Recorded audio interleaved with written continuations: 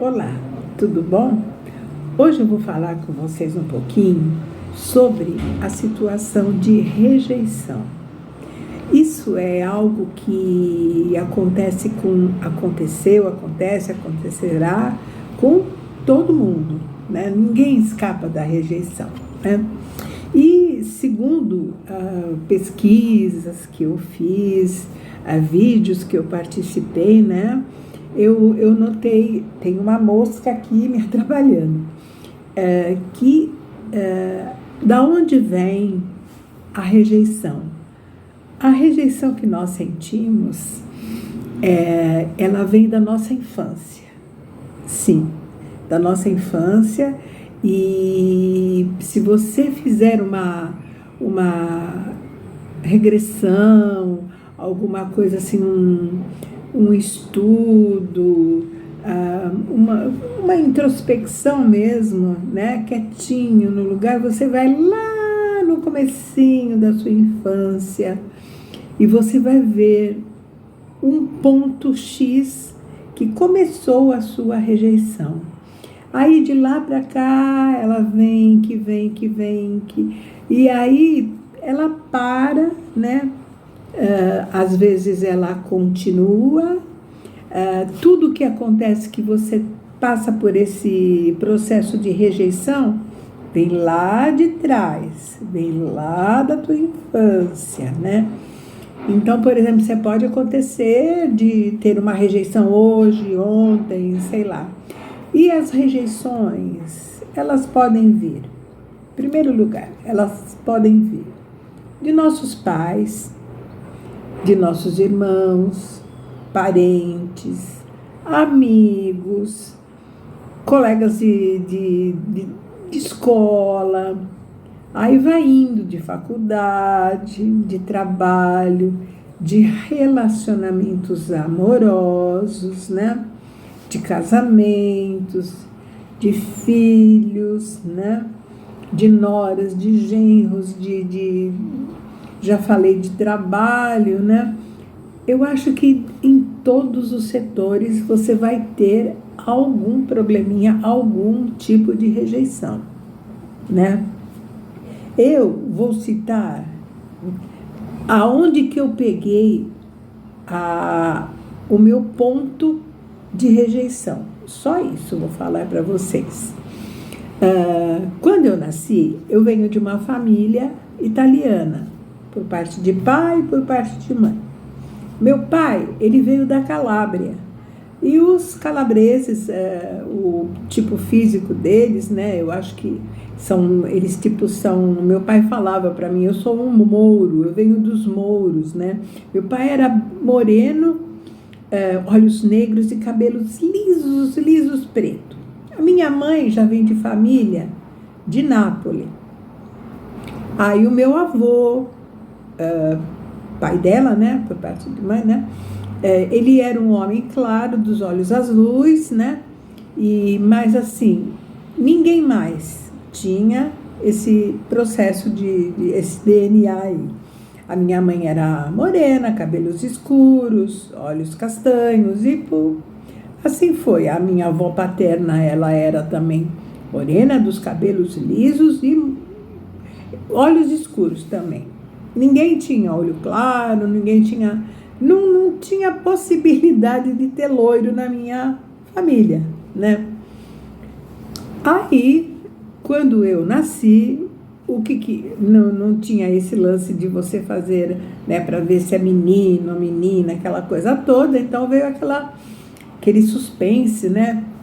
Aí, quando eu nasci, o meu pai me olhou, né, lá no berçáriozinho, né, e foi assim que minha mãe conta, que foi uma grande decepção para ele, que eu nasci carequinha, cabelo assim, sem cabelinho, russinha, e com o olho bem azul. E ele ficou chocado, porque ele esperava uma criança, assim, bem parecida assim com ele, né, cabelos pretos, olhos azuis, olhos pretos, né? E aí vim eu, igual uma ratinha branca, né? E meu pai ficou até meio que desconfiada assim, sei lá, minha mãe disse que ele falou, essa é nossa filha, mas depois eu fui crescendo, o bebezinho bonitinho, do olho claro, aquela coisa russinha e tal, mas o meu pai sempre meio assim. Aí veio o meu irmão, depois de 4 anos, nasceu loiro, do olho verde, mas assim, o olho dele era mais claro ainda que o meu, né? Aí eu falei, ai, graças a Deus, né? Assim, hoje eu vejo, né? Aqui, aí a minha mãe falou, aí o seu pai sossegou e viu que era... eles não tinham esse conhecimento de ancestralidade, né? Era muito difícil.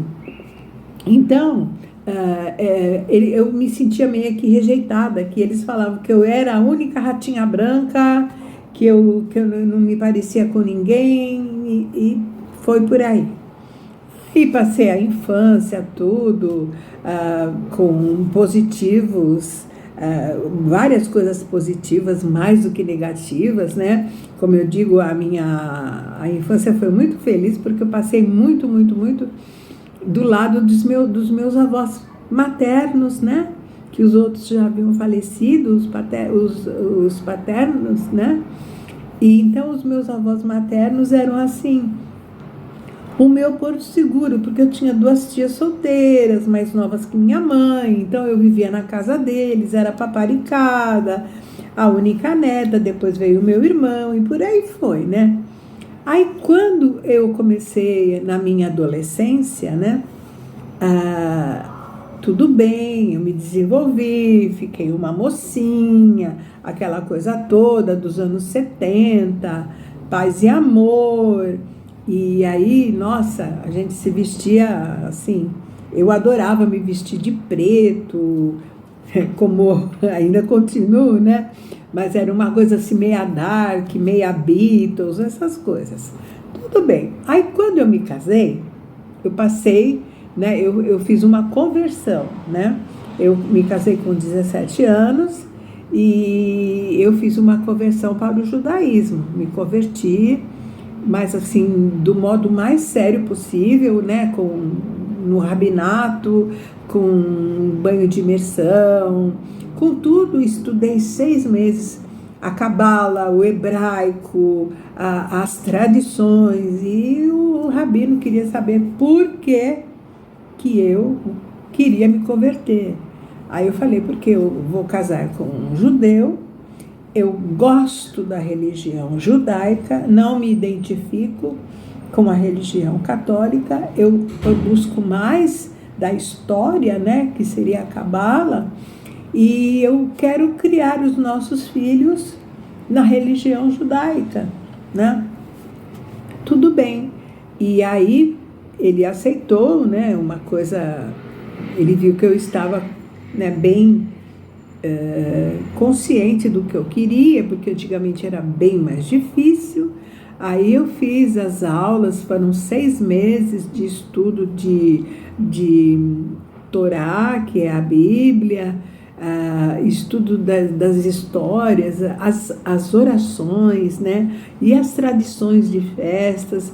Eu fiquei totalmente, né, assim, embevecida com tanto conhecimento, e eu realmente notei que havia me encontrado. Aí me casei, tive 3 filhos e segui a religião judaica, tudo.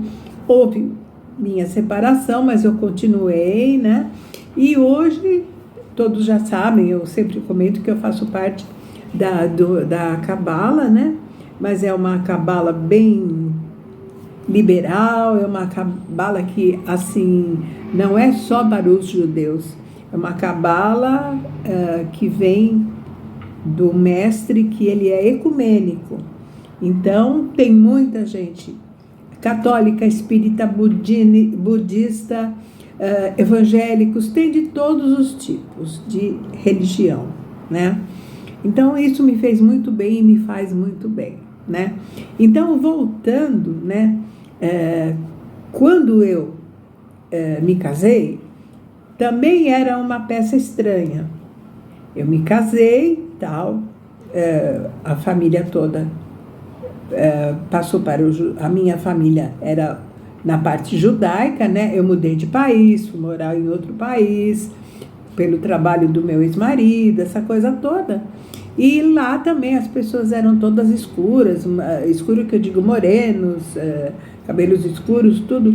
E eu tinha um cunhado que me chamava, por eu ter nacionalidade assim, antiga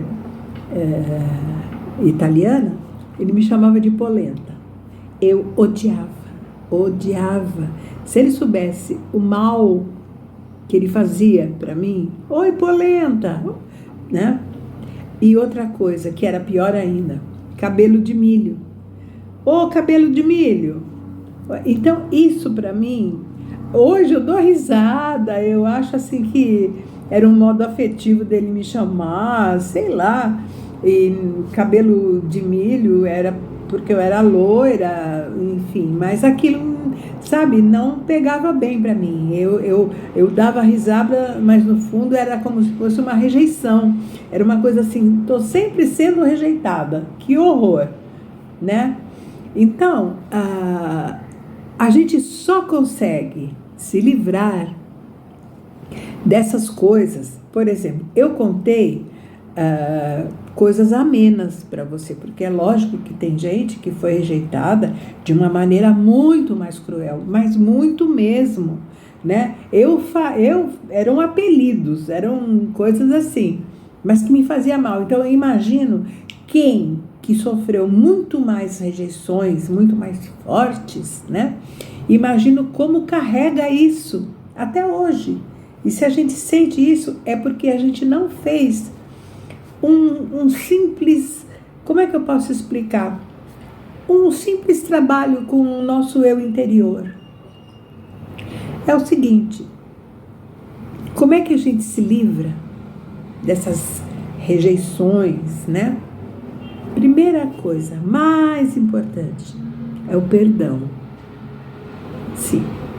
Primeiro a gente tem que se perdoar se a gente foi rejeitada, né? Não é o meu caso, mas assim, se a pessoa foi rejeitada por uma ação errada que ela fez, por uma palavra errada que ela cometeu, por pensamentos, por atitudes, né, erradas, por escolhas erradas, ela foi rejeitada, então ela tem que se perdoar, certo? Esse ato de você se perdoar, você já elimina 50% dessa tua rejeição.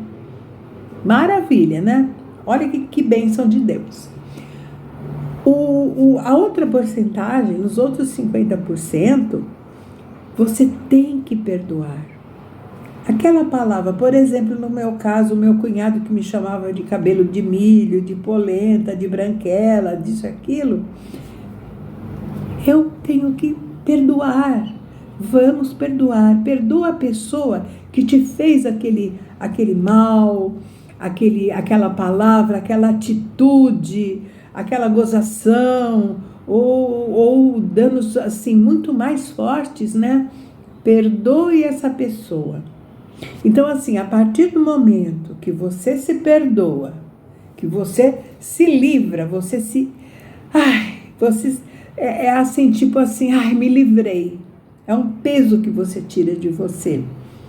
E a partir do momento que você perdoa a pessoa ou as pessoas que te rejeitaram, eu tenho certeza que você vai ficar mais leve, que você não vai pensar mais nisso, certo? Você vai pensar, isso já passou, eu já perdoei, já fui perdoado.